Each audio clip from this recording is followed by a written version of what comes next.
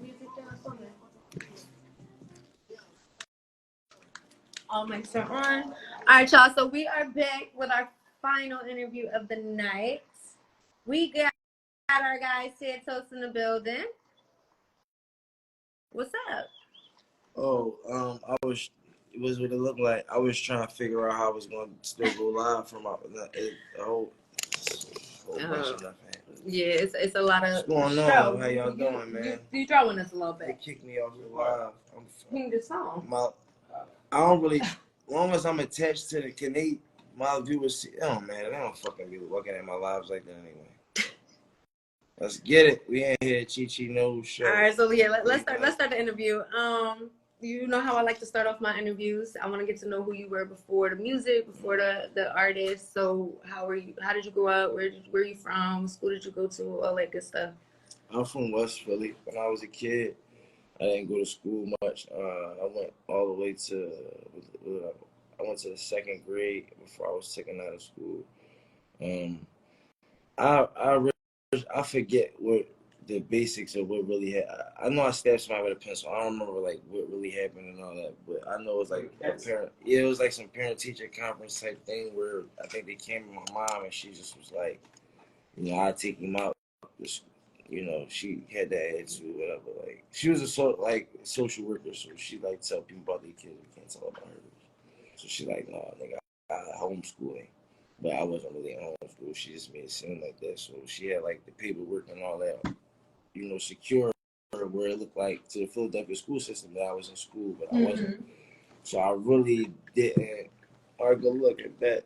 So I really didn't go to school when I was a young boy. Is my page on? It's on. I see the third page, but you gotta go back to your Instagram. All right, let me see. All right, let's try this. Hold on, y'all, because one is focused on being a DJ, and the other one is focused on Instagram. So yeah, mute your John. There we go. Yeah, I'm chill. No, we're not. This what happened. It's not. Cause look, they blocked me. All right, look. Every time I say something about Meek Mill, they block me from Instagram. I can't excuse my language. I can't go live. I get kicked off of live almost like every month. So now the only way to go live, I gotta join someone's page. Whenever I'm doing something, I want to go live, I gotta join their page. Why you don't make a backup page? I have a backup page. It just don't have no followers on it. Don't nobody look at it when I go live. They barely look at that. I got 20,000 followers. They barely watch my live when I go live. I guess because I'm not an internet dude, though. I never had an internet following. I got like an outside following. They just like follow me to the internet. So the people that do have phones, because everybody got smartphones, so it's easy to just click on something. But I ain't like never had like a following on the internet. I never had that. Like, but you do have a large following in the streets. No, on the internet too. Because it like I said, because it just trans into the internet because they just got phones in their hands. But as far as like it's like certain them rappers, actually interacting. Yeah, like certain artists, they have like real followings, like diehard internet. Like you know, that's why the views look like that and the numbers, and it be crazy, and the support be like that. And it's not that I'm getting less support; it's just that my fans are less frequent or less active. Right. On social media because they just outside. And not saying outside like doing criminal stuff or being in the I'm just saying like a part of everyday life in society and go to work, jobs, got kids, wives, you feel me, girlfriends, etc. Which makes sense. All right, so what you say you from West Philly? What school did you go to? I went to Lee. Well, at first I went to Locke for kindergarten. I went to Island Locke. I'm really from 43rd and Wilder Street, next to the funeral home, Daddy Price Funeral Home. Right now it's a Jehovah's Witness. It's a Kingdom Hall right there on the corner of 43rd and Haverford. 611 North 43rd Wilder Street. That's where I was. You know what I'm saying? That's where I'm originally from. That's where my brother, Shelly Ann, my cousin, he, from 43rd Street, from that block, from the mountain, he'd tell you my whole story about when I was a baby and like as far as like what was you playing? It's not on you. It don't really gotta be. I wanted to really make sure. All right, do it. Cause I ain't even really. It's up. You know what? Damn this phone. Fuck this crap. This live, man. I don't even care about this. Like I be trying to do it because that's what people tell me to do. Right. And it's like I get it's a part of the business, and it's like why be stubborn and not listen to people. So that's why I be but it be frustrating. That's just frustrating. I know, but you have to get the right content for you. I'm trying, yeah. That whole thing. I don't know how to do it for real. And that's what's crippling me as an artist. I don't really know So he's how looking to for run a my social media campaign. handler. That's gonna There you go. Yeah. Santos is hiring a social media handler for anybody inquiring about a position. Yeah, I'm terrible with that. So you was also in LA. Yeah. You was out there for a while doing your thing. Yeah. How was LA and why did you come back? I went out there. See, the thing of LA, I was out there when I was 14. I went out there because my cousins, right? I got twin cousins. They both rap and sing, produce, do all this great stuff, songwrite. They was working on some music out here in LA. So I was 14. I was only a kid. My mom said I couldn't go. I got on the plane anyway. We flew out there for the first time. And my cousin, he had a girl. He was staying with a girl. She had a crib in Inglewood. And it was literally like 6 of us in this girl crib. Just, you know what I'm saying? He had just met her too. You know what I'm saying? Like, He for moved real. all of y'all in there. He put that family. He put the family. I mean, in yeah, it was me. Let me count. It was okay. Them two, Damien Demetrius, me, Tydell, and Big Ma. So it was 5 of us. Yeah. And y'all all moved into this girl crib. Yeah. And we was in Inglewood. Yep. She was like Salvadorian. She's my he has like two kids with her to this day. Yeah. Oh, is that how I say it right? Yeah, Salvadorian is nice. Her parents was racist as hell. Her parents was racist. Her parents were super racist. They hated my cousin. They couldn't stand him. But shout out to her though, because we just was all in her crib recording. He had a whole studio in the crib, like because I had a big Triton, big board, and turned the whole crib to a studio and just was recording in there for a month straight. Just month straight. And then I eventually liked it out there. So I came back. I was still 14. And I was telling people, yo, I'm moving to Cali. They was laughing at me. And I really went back. And this time when I went back out there and I was staying in my other cousin, his twin brother, because he found the girl and did the same thing. Oh man. Then eventually, yeah, that's how we really got out Cali. I'm not gonna act like we hit a lick and had all this bread and went out there. Shout out to the females. My 2 cousins. My cousins, I had 2 cousins. They my real cousins, so they handsome like me. You know what I'm saying? They put the family gem inside these women, and they had places to stay when they went to LA. That's crazy. They put the family gem inside That's what happened. And had places to stay. Okay. When they went to LA. So then they brought their little cousin with them. So I just ended up going out there. So then this is a true story though. So I'm sitting at my cousin Dame crib. Neither one of these dudes smoke weed, right? They don't smoke weed or drink. That's not their thing. I like to smoke weed. And now I'm 15 at this point. I can't blow in the house. I gotta go outside. Smoke. I'm like, yo, I'm about to get my own crib. He think it's a game. No, you can't get your own crib. You're 15. Mind you, I know my brother's social security number. I know all this information already. So I filled out a apartment joint in my brother's name. And apartments was easy to get back then. This is 2007. I ended up getting an apartment in that same complex where my cousin Dane was staying at. And this is on Burns Avenue now. We're in like East Hollywood, like something like that. It's like, there's really not no such thing as East Hollywood, but it's like the East Side if you're going east in Hollywood. So, whatever, I guess it is. Yeah. Nah, for real. So, we on Burns. This is near like Vermont. So, bam. I get the crib. I get the spot. My brother move out there. He bring my niece and my nephew. At the time, he only had like 6 kids. My brother got 16 kids today. They all start with Derek. His name Derek. All his kids Derek. Derek. All 16 of them start with Derek. Derek Myra, Derek Prize, Derek Lynn, Derica, Derek. I can count all of them. I had to go down and actually count in my hand to make sure I ain't leaving nobody out. But yeah, I got 16 nieces and nephews just from him. So they all out Cali though. To this day, he never went home. So my point is, once my brother came out there, we brought our mom out there, and then I went back to Philly. It was the bait and switch. I got them out there, and then I came home. So I was in Philly all this time, and my peoples was over there the whole time. They never came back. So what made you do that though? Like what made you? Because my mom used to walk past shootouts coming from King Sesson Rec Center. My mom used to work at King Sesson, 49th and King Sesson, and she used to walk past shootouts going home from work. That makes sense. So. Sure. The youngest boy made a way out. I love it. And then I came back here. So then it always been a going. So that's always been the going back and forth for me.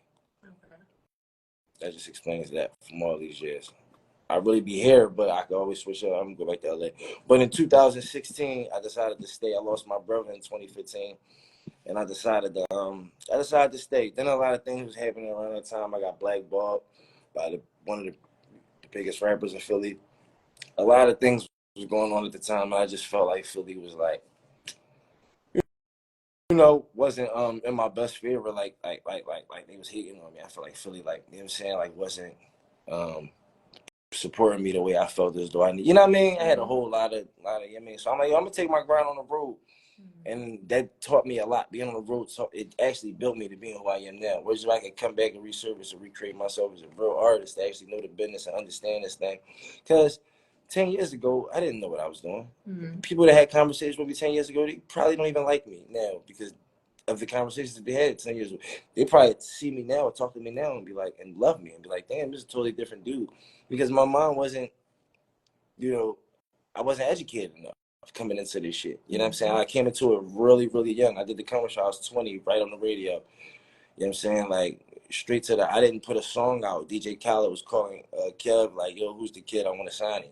Off of freestyle. I actually think that's still unheard of. I don't even know nobody in Philly that even could say that they never had a song out, that they actually went to not even a popular free, like, I'm talking about just off of, hear the beat, drop the beat, and just rapping over top of it. Like, that's like 1999 type stuff. Like, that's back in the day. That's when that happened. It happened in the old school era of hip hop, in the golden era. You hear about that, where a dude rapping on the spot and getting signed by Jay-Z. Like, like the Beanie Siegel stories and all that. Like, you only hear about that then. I'm talking about in this era where it's about content, music, videos, and imaging and packing. You know what I'm saying? What type of artist had brought that type of feel back from the golden era to make somebody that big come to Philadelphia and say, I want to sign them off of just them rapping to a beat off of freestyle. I don't know if anybody in Philly that did that in my era. But my gift was my curse. The same thing that made me great was the same thing that gave people a reason to say I wasn't great, because that made people say I didn't have songs. And I always had songs, but Kev chose not to play those songs because he wanted to market me in a certain type of way, and I let him do what he wanted to do because you the boss. You playing my music and changing my life. So everything is in your hands. That's why I told Khaled I didn't want to go with him, not because I thought they was inviting me to a homosexual party.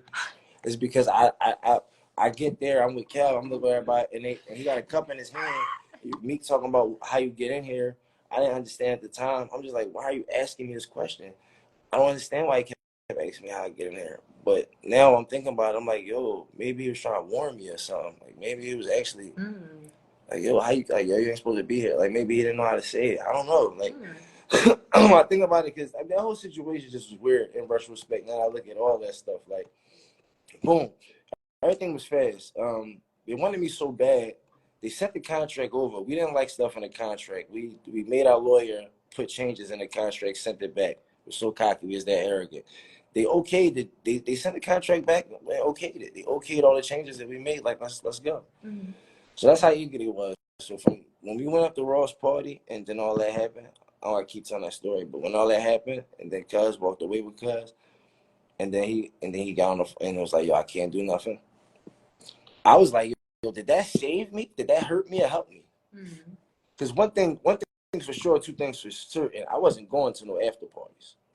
No, I'm just saying, because look, we already had a party, and he talking about, yo, we about to go to another party. I don't, like, we going to a studio?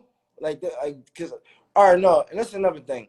Not even to be funny. I'm the type of rapper that I work. Like, I'm not even a party type dude. Right. I don't even like going out.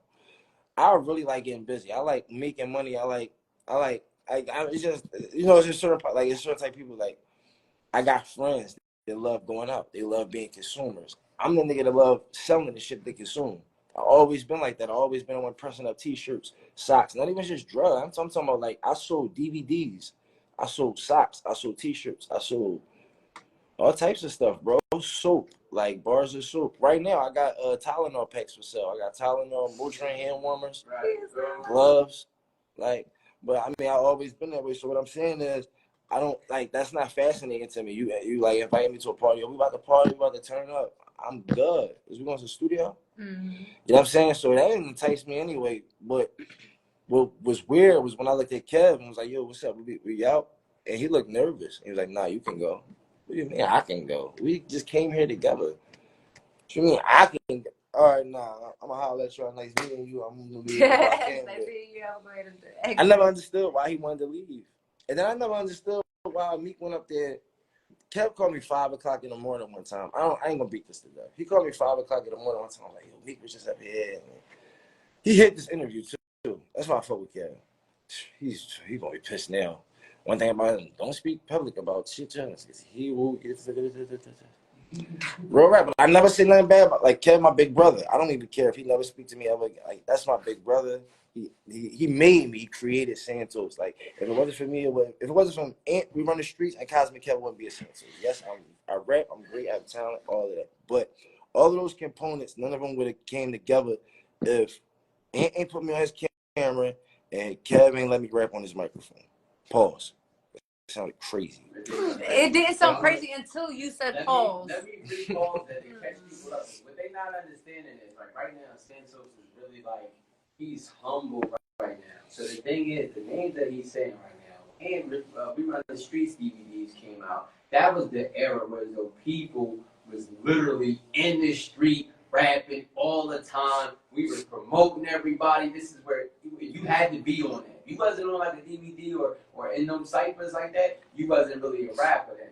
And then the fact that Kev is the big dog on the radio, and it wasn't a time, like I swear, at least for like 18 months that you wouldn't hear Santos on the radio every week. No, every day. Like, we want to talk about Monday through Saturday. I was like, wait, is he not out of bars? Afternoon traffic. I'm talking about even when Kev wasn't playing me, Doc B was playing me on the afternoons joint. The sun, like the after when people get off work and get out of school, the 3 to 5 slot. I was getting played in the afternoon because I was killing joints over here. And that's the thing. I never, without having a single, I was killing other people. Listen. Doc B was playing. Oh nah nah nah. Put your hand. I did the Trey Songz remix. I just put my verse on the beat. I let the song. I do the whole song, and then on the rap part, I put my verse on it. Then I did the same thing with These Girls Ain't Loyal. Them songs played more than the real song. Like every time them songs came on, and you think it's gonna be that, it's always my verse came in and they spun my joint into it. Cause I was that smart to know what Joyce at the time was. So I was picking it. But like I said, this was just my warm up. This was my warm up strategy to get to releasing the songs. I never even got to that point. They blackballed me. And I know a lot of people. I want to stop using that word too. I know like a lot of people want to use that as an excuse when they don't want to grind and be like, yo, somebody. But I'm not saying it like, okay, yes, one person stopped the whole show and I couldn't, and I stopped grinding. No, I'm not saying that. I'm talking about in a position where I'm on the radio, right? We had a certain type of position locked in to a point where certain people that was running, that was pushing certain buttons, had to push the buttons for the play to go. Like when me and my niggas, I'm sorry, I keep cursing. When me and my dogs just by ourselves tried to approach Khaled, like, yo, what's up? You said you want something? You talking about state? I mean, he's flaming young for the rest of my life. I ain't gotta starve no more and all that. Like, what you ain't mean none of that? No, I meant all of it, but I can't do it without such and such. That's how real it is. That's how I knew when what the game was. It's not about like it's politics to this. So things can stop you from achieving your greatness if the wrong place are not setting. I'm still trying to hold back, but if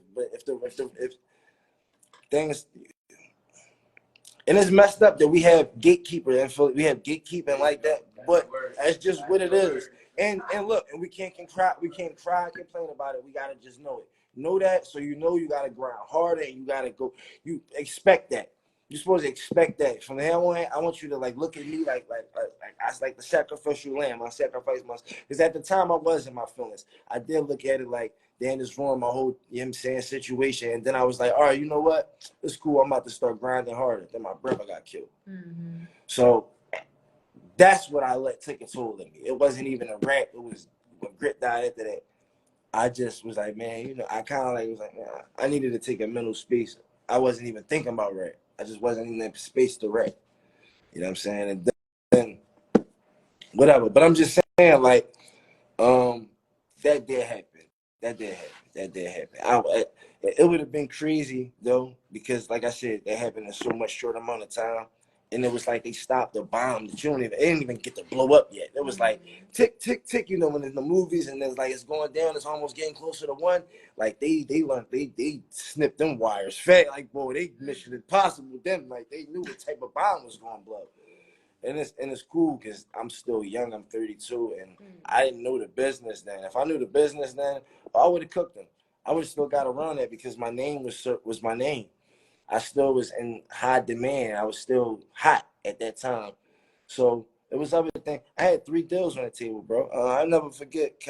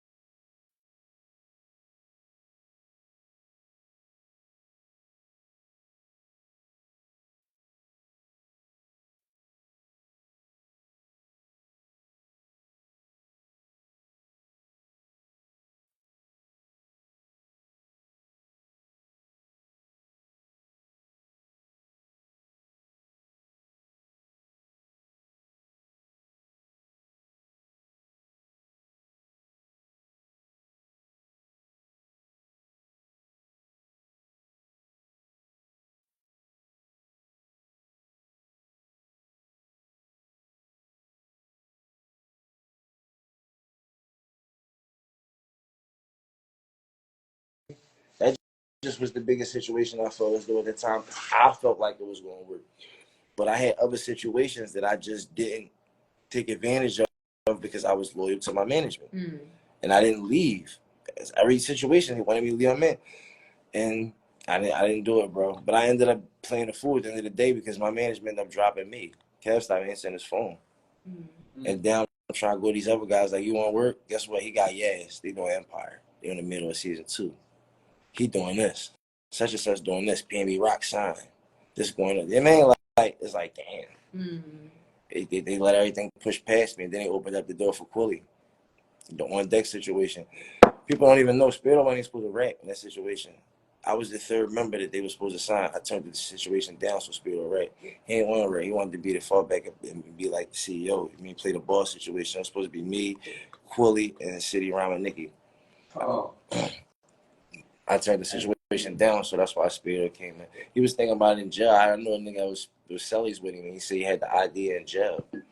It's crazy. You feel what I'm saying? But yeah, that's politics. Politics, it's different when you know, like I said, my buzz was just organic. I was running around the streets. I was doing like I fought my way to you know what I mean, to getting in that spot. Like I wasn't no Instagram. I didn't have no social media following, and if I did, that probably would have carried me more into this new era once things start changing. But like I didn't. I really was like coming from selling my CDs out my book bag, like, you know what I mean. So I think that, not to even like cut you off. No, you good. But for that part, I want to say that you did have, or you do have that social network following, like she was saying. The only issue is you're playing, you in the league, right? And you like, nah, Kobe just dropped this. When it's like, well, there's other players that's in there that's cooking and getting buckets other than Kobe. Right. But you're comparing yourself to Kobe, like, nah, I don't got what Kobe got. No, that's true. I'm nobody. And as far as like the defense for you, I'm saying that you had it, you didn't just know how to work it because that was during the transitional phase of everything. But you still had it, dog. Like I'm watching the joint when I was upset. I'm like, yo, he went to Cali. All right, cool, he'll be back. And I'm like, he never came back. Then I'm like, all right, he out there working. So you in Cali doing what you got to do, and then you dropping. What is that joint that you did? Trapped in the Trenches. Yeah, the storytelling. Dog, and I'm like, so the joints are happy, and I'm like, I don't know. So this is where that came to life now. So this is where I'm at now in my musical space. Because in my journey, I feel like I gave up a lot of bars. I spit a lot. Like, I proved that I'm a spitter time and time, and people know I can rap. Everybody know I can rap. People don't really know much about my music, so I'm really focused on really getting this music out, showing people I really can make music. But aside of that, I have a really special craft with something that a lot of people know about, a lot of people don't know about. My favorite thing is storytelling, and I've been telling stories. Each mixtape, every mixtape I ever dropped, I had a story on it. Every mixtape since I was 16. But going to college and sitting out there, I started these episodes like where I would tell a story, where I would write a story and record it like an episode of Power or something. Where I would tell it, and even when I did the Warning Joan, that was a freestyle. Like, the Warning Joan was a freestyle, bro. It was not a freestyle off the top, but punching in. Like, I was playing around. You know what I'm saying? And that Joan was crazy. And then I shot it myself. I shot it being the other dude. Like, I put a mask on and act like I was the other dude talking. Then I shot myself in the car. No, yeah, in the car with the mask on. Then shot myself in the bed, laying with the girl. I did all that myself on my phone, and I uploaded it on a joint, and it went crit. Like, I started seeing all these rappers that I didn't even know follow me reaching out. I actually built a lot of relationships off of that video, just off of people saying, yo, this joint was crazy. So then I went and shot the real one. But the first one I just did on my phone. I think I still in my archive, like, on some regular. But that's what I'm saying. That's just how special my storytelling is. That's how great I am with that gift. So I turned that into, say, you know what? I want to do these musicals. I want to do whole episode, whole TV shows, a whole series. Not a movie, because the movie gonna end. I want to do a series where the series never ended. Just keep going, keep going, keep going. And the stories change, the characters change, but it's all inside the same universe of the same story. And I got it. The City of Trauma, and that's coming soon. I'm working on it. First episode, dope as hell, dope, crazy. We about to shoot the first chapter of the first episode this month, starring DJ the Singer. You feel me? There we go. You know what I'm saying? And we still casting for the rest of the people, but that's something that I'm Y'all got a taking casting heavy call with. plan? Yes. Okay. You actually, when's the date? you're actually in charge of that. That's hilarious. Not when's the date, you're in charge of that. All right, we're gonna go past that question. But yeah. So, because Trapped in the Trenches, I never got to finish that. I shot 3 episodes. The last 2, the cameraman lost. I shot all 5 episodes though, because that was season 1 for Trapped in the Trenches. So they only get to see half of season 1, and that's very disappointing. They get to see the preview of episode 4, but episode 4 and 5 never came out because the cameraman lost them. Spent a lot of money, did a lot of stuff. It was crazy, and those are the craziest episodes. Those are the most detailed and the most action. I had Shootout with the cops. You know, we had people acting like cops just playing. And the thing is, and we using props. We using real weapons for props. So I had to stand at the top of 54th and Paris Street. I had to stand on top of my block and tell, and watch for the police and watch for the art action as a director, because I direct everything I do. So I had to make sure police weren't right by. I know it'd be in the middle of a, active neighborhood, and it's 6, 7 guns out. You feel what I'm saying? People that I got active, but we doing something positive. Yeah. You see what I'm saying? But we just we ain't handle props. So, but I'm just saying, I risk all this. They lose the footage. So I risk my life. Yeah, I learned from this. Actually, at the bottom of the block, something ended up transpiring with somebody else. It had nothing to do with us. It couldn't have had nothing to do with us because there was so many guns on our side of the block. It was like everybody had. It was crazy. It was 15, 20 guns out there. So, but something else happened on the other side of the block. Somebody came out. They trunk was. Nothing happened. Nothing transpired. That's why I'm bringing it up. I'm not being federal by talking about it because it's funny. It was a funny part of the story because I remember as the director, I'm thinking in the back of my mind like, yo, this shit better make a million fucking hits on tube. Like they don't even, this shit really like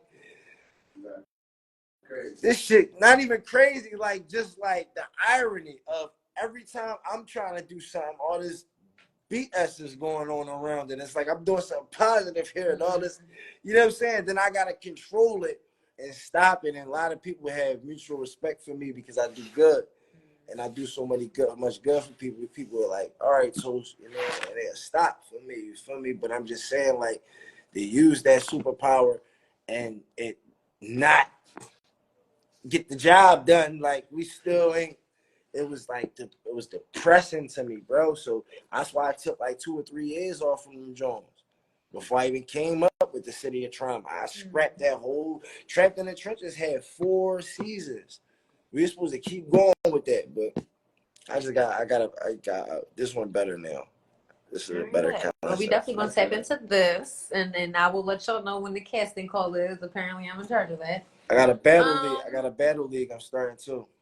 Okay, tell me about that. Our first event will be in early July, first week of July, first Sunday of July. What kind of battle league?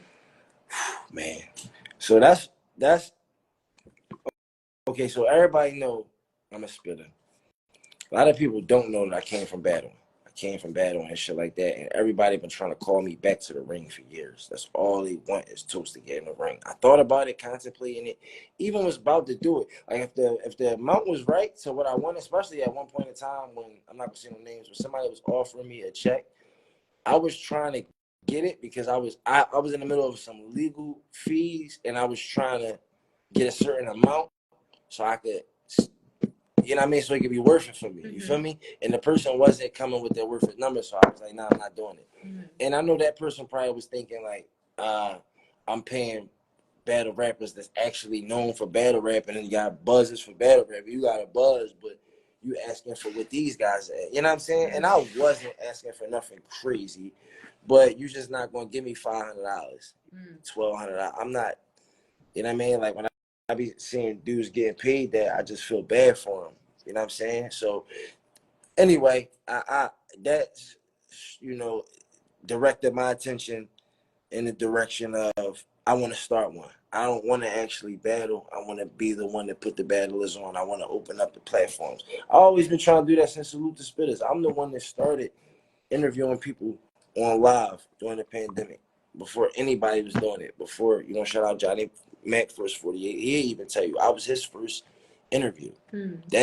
That whole joint just came from me and him talking on the phone because it didn't start as an interview like, yo, Toast, I'm about to interview you. We just was on live together and he just started saying, yeah, so with it. And I always talk, and it turned into an interview because I just started telling my story. And it got live and he created the first 48 from that. That's where it came from. But before that, I was interviewing rappers on live with my Salute the Spittaz podcast. I would go live every night. I had game shows. I had little game shows. Put them in a fight. I had people vote for what rap was better than this. I had all types of stuff, all types of rules to the game, and you know what I mean. Like, but it's all MCs, like all about rapping and all about who's the better rapper, who had the better song, what was the better album, what was the better, you know what I'm saying, record. Like, it was just a fun game show for rap. It was called Salute the Spittaz, and then I interviewed Spado. I remember I had a legendary interview with Vodka because they started shooting on his live during the joint. Like he was talking and then said, hold on. Had to go in, yo, get the kids down. Put his kids on the ground. They start dumping. Doom, doom, doom, doom, doom, doom, doom. In the middle of North, like my show was popping, bro. Like, right. Like Gil was trying to tap in. This was before he even did the, you know what I mean? He was doing the shit like me get you. He wanted some game from me. But they wasn't having a podcast yet. You know what I mean? He was even watching the joint trying. I remember one time he tried to tap into the joint. I don't know what happened. It just wouldn't let it. The joint wouldn't connect. He couldn't tap in. But he was like, yo, he was even writing on it like, yo, I'm trying. What's wrong? At me. And the whole Philly was like, yo, get him on here. And we logged out, tried to get back on. Wouldn't work. I don't know why. Some will let me. But Gil almost was, and I would have sent it to the top. but I got Speed. I had interviewed a lot of, actually, like a lot of everybody from the underground scene, all the legends that we know about, all of them. My fault. All of them. Everybody you can name for real. Like, I mean, I've been doing it. So I've been trying to open up a platform for Philadelphia for years. I'm just inconsistent. Okay, well, we're going to get you consistent. We're going to get you consistent. We're going to get it in. Put it out there, you know what I'm saying? A lot of people get like that. And it's the people that's around you. That's the main thing. Yeah. They got to help keep you grounded and uplifted. You know? And I don't have a team no more.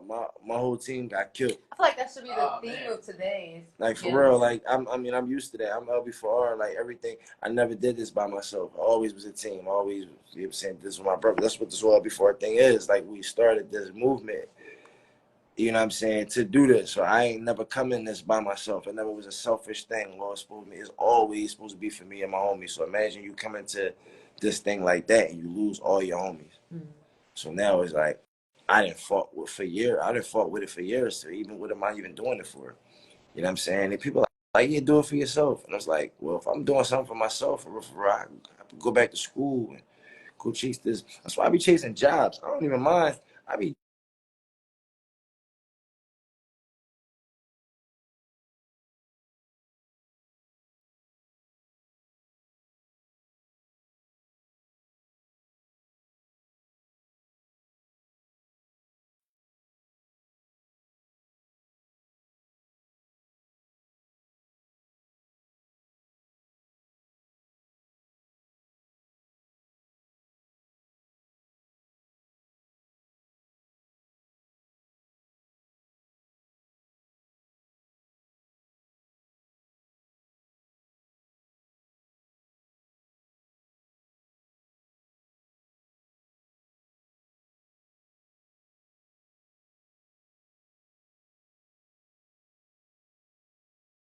people.